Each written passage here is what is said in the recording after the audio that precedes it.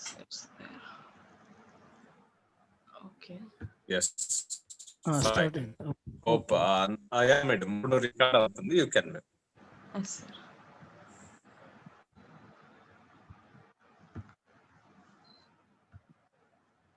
So అందరికీ శుభ సాయంత్రం అండి. నా పేరు Sajida. I am working as assistant professor in engineering college. So ఈరోజు మనము 5 P's ఇన్ పబ్లిక్ స్పీకింగ్ నేర్చుకుందామండి. 5 P's పబ్లిక్ స్పీకింగ్లోనే కాదండి, మనం దేంట్లో అయినా మనం ఇవి అడాప్ట్ చేసుకోవచ్చు. సో ఫస్ట్గా మనము సెషన్లోకి వెళ్ళే ముందు ఒక కొటేషన్తో స్టార్ట్ చేద్దాము. You don't have to be great to start, but you have to start to be great. So మీరందరూ కూడా పబ్లిక్ స్పీకింగ్లో నేర్చుకుందామని ఒక ప్రయత్నం మొదలుపెట్టారు. So I congratulate everyone.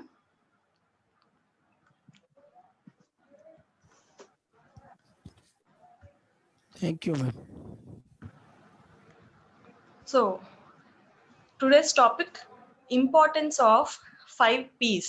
So మనము జీవితంలో ఏది సాధించాలన్నా కూడా, ఏ కళ అయినా నెరవేర్చుకోవాలనుకున్నా కూడా ఈ 5 P's అనేవి మనం ఖచ్చితంగా ఫాలో అవ్వాలండి. అవి ఏంటో మనం తెలుసుకుందాము.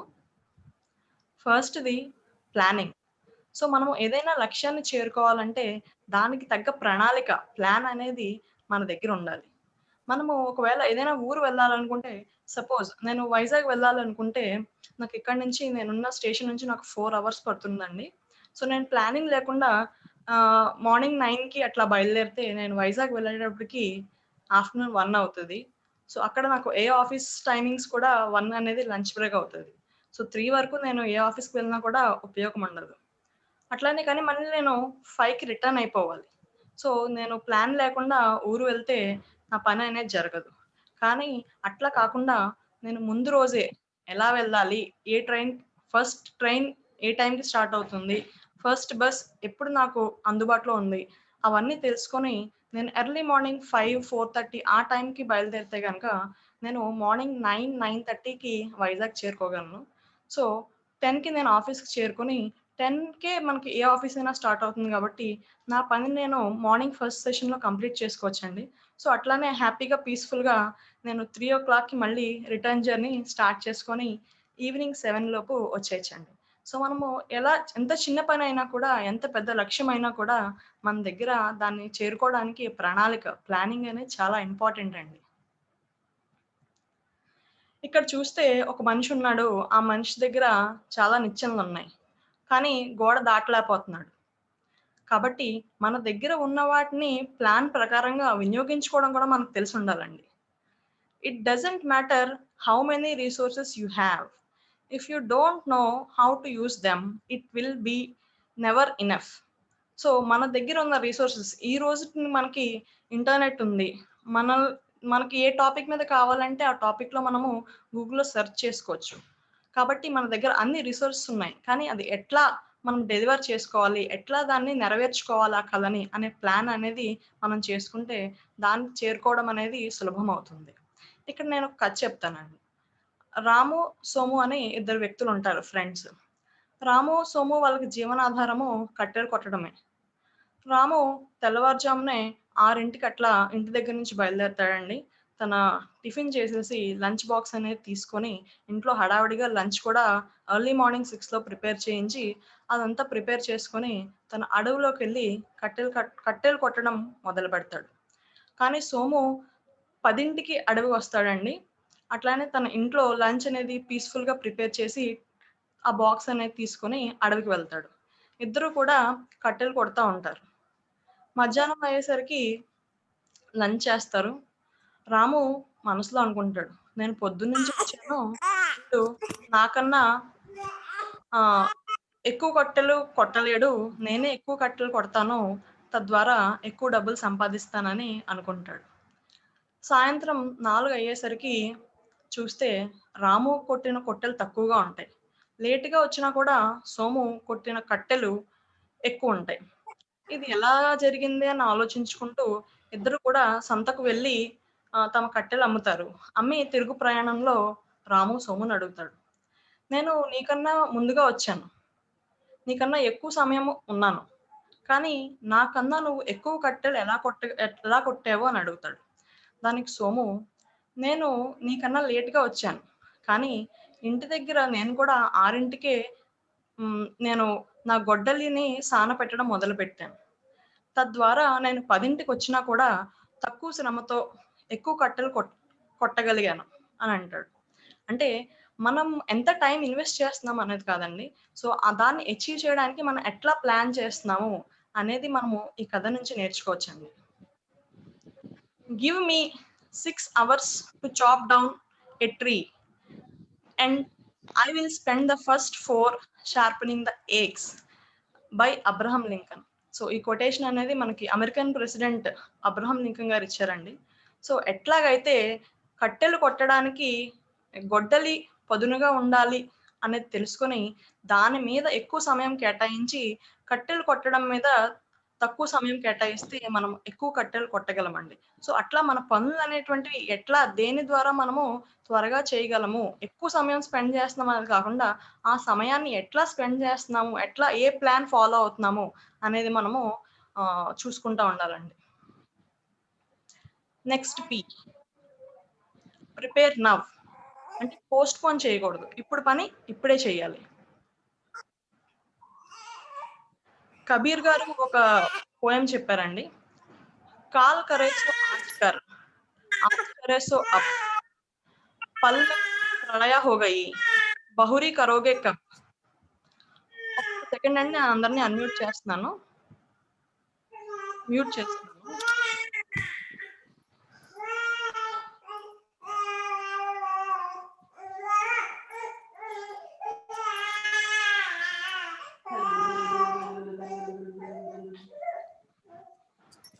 పార్టిసిపెంట్స్ లోకి వెళ్ళండి మేడం. పార్టిసిపెంట్స్ లోకి వెళ్తే మ్యూట్.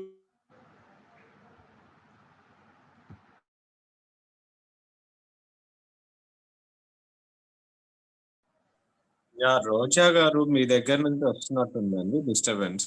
సార్ వినిపిస్తుంది. రోజా గారు, ఎన్ రోజా ఆర్ సైదులు వీళ్ళిద్దరే అన్మ్యూట్ చేసుకున్నారు. ఓకే. పార్టిసిపెంట్స్ ఆప్షన్ మీద క్లిక్ చేసి మాట్లాడుతుంది. అంటే రేపు చేయాల్సిన పార్టిసిపెంట్స్ ఆప్షన్ మీద క్లిక్ చేసి కింద మీకు ఉంటుంది. సార్ అన్‌మ్యూట్ చేశాను సార్ అందరూ. నో ప్రాబ్లం మేడం, మీరు కంటిన్యూ చేయండి. వాళ్ళు మ్యూట్ చేసి. Okay sir. కాల్ करे सो आज कर అంటే రేపు చేయాల్సిన పనులు ఈ రోజే చేయాలి. आज करे सो अब ఈ రోజు చేయాల్సిన పనులు ఇప్పుడే చేయాలి. పల్ మే ప్రళయ హో గయి వచ్చే క్షణం ఎటువంటిదో మనకు తెలీదు. ప్రళయం రావచ్చు. ప్రళయం అంటే మనకు వేరే పనేదో ఉండొచ్చు. ప్రళయం అంటే ప్రళయం అనే కాదు. బహురీ కరోగే కబ్. సో, అటువంటి పరిస్థితిలో మనం అనుకున్న పనులు మనం చేయలేము. అంటే మనం అనుకున్న పనులు అనుకున్న వెంటనే చేయాలి. ప్రోకాస్టినేషన్ ఉండకూడదు. అంటే వాయిదా వేయకూడదు. Next. The best preparation for tomorrow is doing your best today. So, రేపు చేద్దాం, ఎల్లుండి చూద్దాం ఇట్లా కాకుండా రేపటి కోసం మనం ఈ రోజే ప్రిపేర్ అయి ఉండాలండి. It is easier to prepare and prevent than to repair and repent. మనకు తెలుగులో ఒక సామెత ఉంటుంది. చేతులు కాలిన తర్వాత ఆకులు పట్టుకోవడం. అట్లా అనేది మనం ఉండకూడదండి. ఎప్పుడు కూడా సందర్భానికి మనం ముందుగానే సన్నిద్ధంగా ఉండాలి. ఎప్పుడు కూడా దానికి తగ్గ ప్రిపరేషన్‌తో ఉండాలి. మన లక్ష్యమైనా కూడా, మనం చేసే పనైనా కూడా, మనం ఏది సాధించాలని అనుకున్నా కూడా దానికి ప్లాన్‌తో పాటు ఆ ప్లాన్‌కి తగ్గ ప్రిపరేషన్ అనేది మనం ఖచ్చితంగా చేసుకోవాలండి. By failing to prepare you are preparing to fail.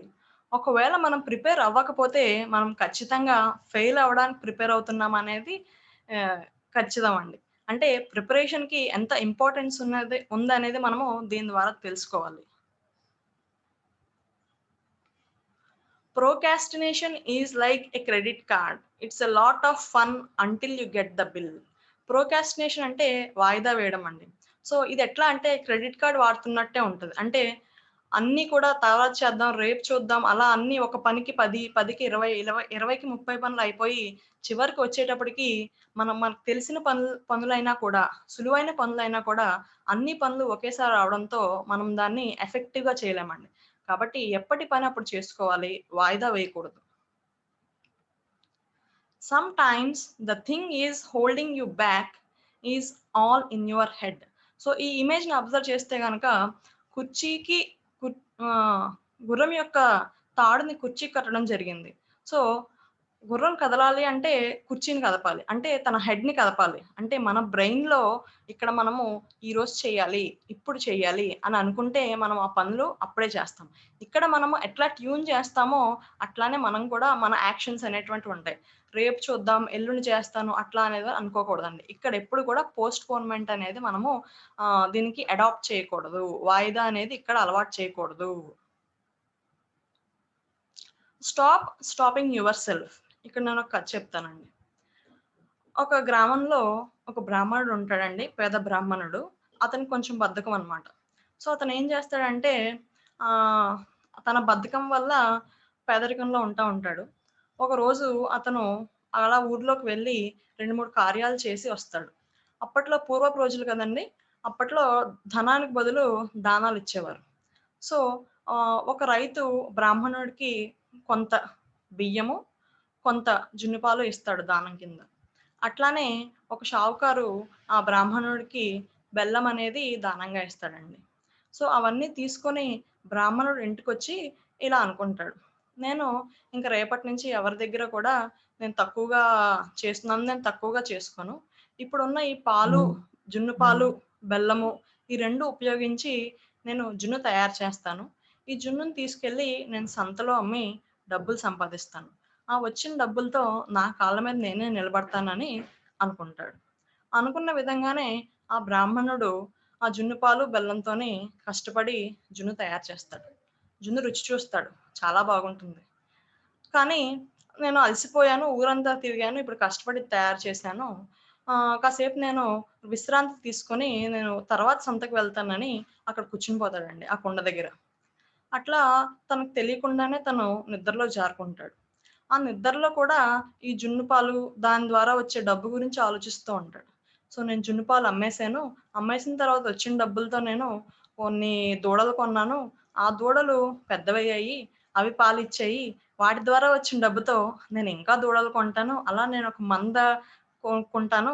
అలా నేను ఈ గ్రామంలో పేరు మోసిన వ్యక్తిగా అందరితోని నేను గౌరవింపబడతాను. అలాగే నాకు నచ్చిన అమ్మాయిని నేను పెళ్లి చేసుకుంటానని చెప్పి ఇట్లా కలగంటా ఉంటాడు. అలా అటుపక్క పిల్లలు ఆడుకుంటా ఉంటారండి. ఆ శబ్దానికి ఆ బ్రాహ్మణుడు ఉలిక్కిపడి లెగుస్తాడు. సో, ఆ ఉలిక్కిపడి లెగడంలో తనకు తెలియకుండానే ఆ కుండను తన కాలుతో తన్నుతాడు. తను ఎంతో కష్టపడి తయారు చేసిన జున్ను అనేది నేలపాలైపోతుంది. దీని ద్వారా మనం నేర్చుకోవాల్సింది ఏంటంటే, నీతి ఏంటంటే, బ్రాహ్మణుడు జున్ను అమ్మడానికి సంతకి వెళ్ళడానికి వాయిదా వేశాడు. అలా వాయిదా వేయడం వల్ల తను కష్టపడినా కూడా తన ఫలితం తను అనుభవించలేకపోయాడు. కాబట్టి మనము వాయిదా వేయడం అనేది చాలా ఖచ్చితంగా అనేది వాయిదా అనేది వేయకూడదండి. So, stopping yourself. నిన్ను నువ్వు ఆపేయాలి. నువ్వు చెయ్యాలి అనుకుంటే నువ్వు చేస్తావు. సో, నువ్వు పోస్ట్‌పోన్ చేయకూడదు అంటే నువ్వు పోస్ట్‌పోన్ చెయ్యవు. అదంతా కూడా మన చేతుల్లోనే ఉందండి. మన ఆలోచనలోనే ఉంది. Do the things now. ఇప్పుడే చెయ్యి. Now is nothing but no opportunity wasted. నీకు ఇప్పుడున్న అవకాశాలన్నీ నువ్వు పోస్ట్‌పోన్ చేయకుండా వినియోగించుకోవాలండి.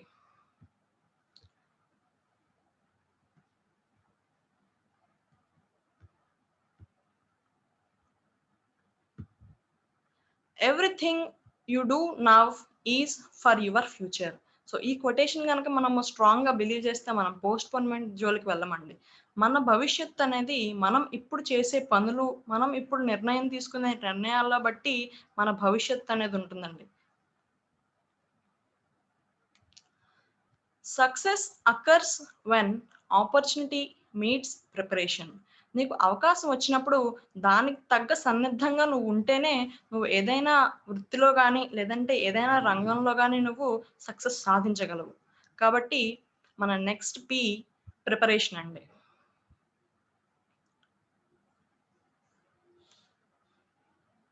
సో, వాయిదా వేయకుండా మన పనులు ఎప్పటికప్పుడు చేస్తూ ఉంటే ఇక్కడ ప్రిపరేషన్ అంటే యాక్చువల్‌గా ప్రోకాస్టినేషన్ అంటే పోస్ట్‌పోన్‌మెంట్ అండి. పోస్ట్‌పోన్‌మెంట్‌కి బదులుగా నేను ప్రిపేర్ నౌ అనే పాజిటివ్ వర్డ్ పెట్టుకున్నాను. సో, నెక్స్ట్ పి అనేది ప్రాక్టీస్. మనము ఒక లక్ష్యాన్ని సాధించడానికి ఒక ప్లాన్ వేసుకున్నాము. ఆ ప్లాన్‌కి తగ్గట్టు ప్రిపేర్ చేసాం. ఇప్పుడు నేను ఒక కంటెంట్ డెలివర్ చేయాలనుకుంటే సపోజ్ పాజిటివ్ థింకింగ్ అనే కంటెంట్ నేను స్పీచ్ ఇవ్వాలనుకుంటున్నాను. కాబట్టి దాన్ని ఎట్లా డెలివర్ చేయాలి? ఏ ఏ కంటెంట్స్ ఉండాలి? పాజిటివ్ థింకింగ్ అంటే ఏంటి? అది ఉండడం వల్ల ఏమవుతుంది? లేకపోవడం వల్ల ఎలా ఉంటుంది? ఎట్లా డెవలప్ చేసుకోవాలి? ఇవన్నీ కూడా పాయింట్స్ అనేటువంటివి నేను నా కంటెంట్‌లో ఇంక్లూడ్ చేయాలనుకున్నాను. సో, అది నా ప్లాన్. సో, దానికి తగ్గ ప్రిపరేషన్ అంటే దానికి తగ్గ కంటెంట్ అనేది నేను ప్రిపేర్ చేసుకోవాలి. ప్రిపేర్ చేసుకున్న తర్వాత దాన్ని ప్రాక్టీస్ చేయాలి. ప్రిపేర్ చేసి అలా ఉంచేస్తే అవ్వదు కదండీ! నేను దాన్ని ప్రాక్టీస్ చేయాలి. ఈ ప్రాక్టీస్‌కి సంబంధించి వేమన్ గారి పద్యం ఒకటుందండి. సాధన. ప్రాక్టీస్ అంటే సాధన.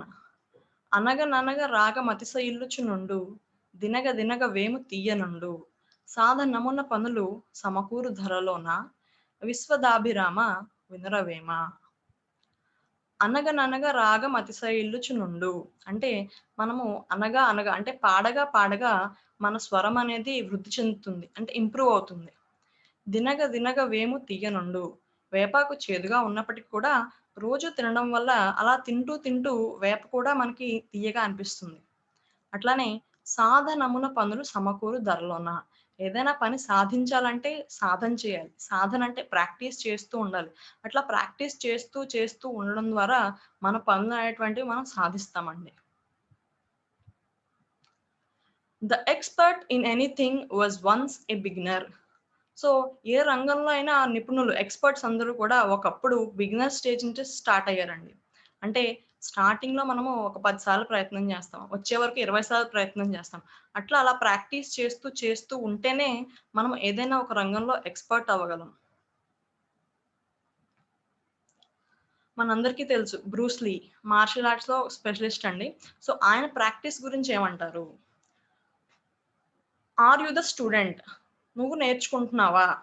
యెస్. Go practice. స్టూడెంట్ అయితే గనక నువ్వు ప్రాక్టీస్ చెయ్యి వెళ్లి.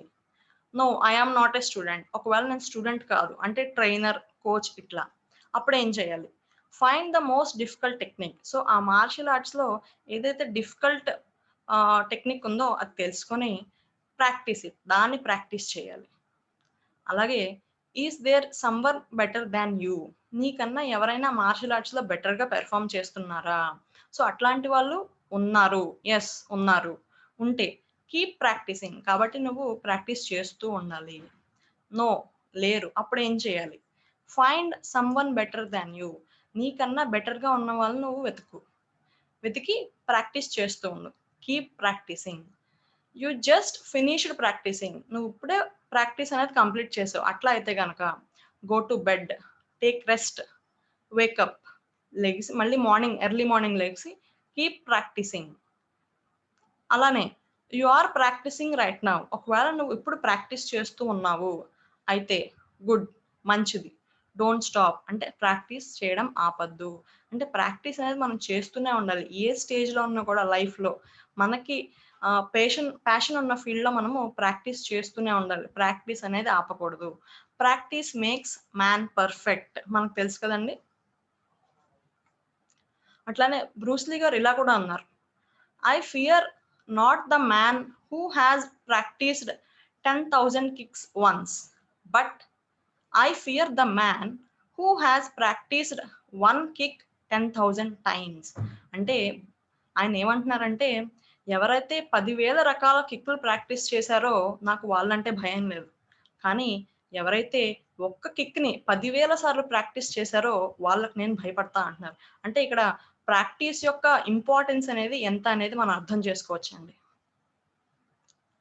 Don't practice until you get it right. Practice until you can't get it wrong. అంటే మనం ప్రాక్టీస్ అనేది ఎప్పుడు ఆపాలి? మనం కరెక్ట్‌గా చెప్పినప్పుడు కాదు. ఇప్పుడు నేను కంటెంట్ కరెక్ట్‌గా డెలివర్ చేసినప్పుడు కాదు. నేను కంటెంట్ అనేది తప్పులు లేకుండా డెలివర్ చేసేంత వరకు నేను ప్రాక్టీస్ చేస్తూనే ఉండాలి. అది 10 సార్లైనా, 20 సార్లైనా, ఎన్ని సార్లైనా. Don't stop practicing. I am working on myself, for myself, by myself. So ఇన్నిసార్లు ప్రాక్టీస్ నేను ఎందుకు చేయాలి? ఎందుకంటే నా కోసం, నా మీద, నా వల్ల నేను చేసుకుంటున్నాను. ఏది ఈ ప్రాక్టీస్ అనేది కూడా నా కోసమే. కాబట్టి ఇట్లా మనం ఆలోచిస్తే గనక మనం ప్రాక్టీస్ అనేది ఆపలేమండి. Practice like you have never won. నువ్వు ప్రాక్టీస్ ఎలా చేయాలి? ఇప్పుడు నువ్వు రన్నింగ్ రేస్‌లో పాల్గొనాలనుకుంటున్నావు. ఆ రన్నింగ్ రేస్‌లో పాల్గొనక ముందు నువ్వు ప్రాక్టీస్ చేస్తావు. ఎట్లా ప్రాక్టీస్ చేయాలి? నువ్వు ఎప్పుడు గెలవలేదు అన్నంత ఇదిగా నువ్వు ప్రాక్టీస్ చేయాలి. Perform like you have never lost. ఇప్పుడు నువ్వు ప్రాక్టీస్ చేసావు. చాలా ప్రాక్టీస్ చేసావు. ఇప్పుడు నువ్వు రన్నింగ్ రేస్‌లో పార్టిసిపేట్ చేస్తున్నావు. అప్పుడు నీ పెర్ఫార్మన్స్ ఎట్లా ఉండాలి? నువ్వు ఎప్పుడూ ఓడిపోలేదు అన్నంత కాన్ఫిడెంట్‌గా నువ్వు పెర్ఫార్మ్ చేయాలి. సో, మన నెక్స్ట్ పి వచ్చేటప్పటికి పెర్ఫార్మ్ అండి. పీపుల్.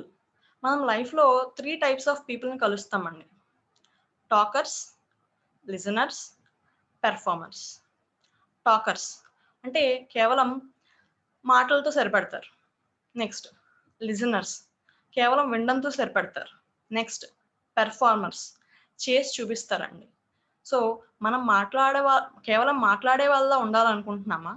మనం కేవలం వినే వాళ్ళలా ఉండాలనుకుంటున్నామా? లేదంటే మనం చేసి చూపించాలనుకుంటున్నామా? మనం ఎటువంటి వాళ్ళము? ఒకసారి చాట్ బాక్స్‌లో టైప్ చేయండి.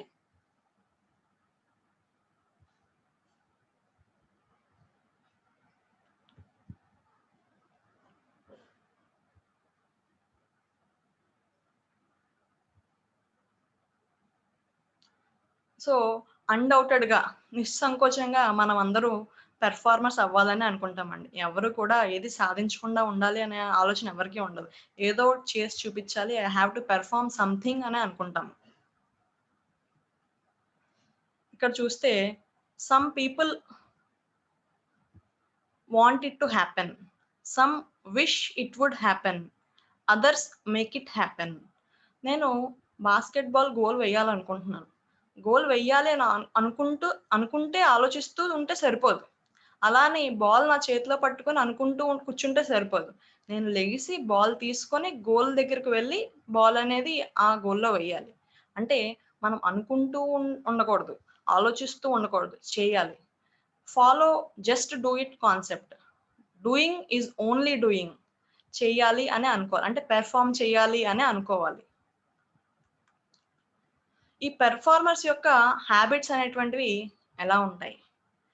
They win the morning. అంటే పొద్దున్న లెగడమే వాళ్ళు గెలుపుతో లెగుస్తారు. అంటే సూర్యుడి కన్నా ముందే ఉదయించి సూర్యుడిని ఓడించి వాళ్ళు లెగుస్తారు. అంటే సూర్యుడి కన్నా ముందే ఉదయిస్తారు వాళ్ళు. They don't leave the success of their day to chance. But instead take control of it.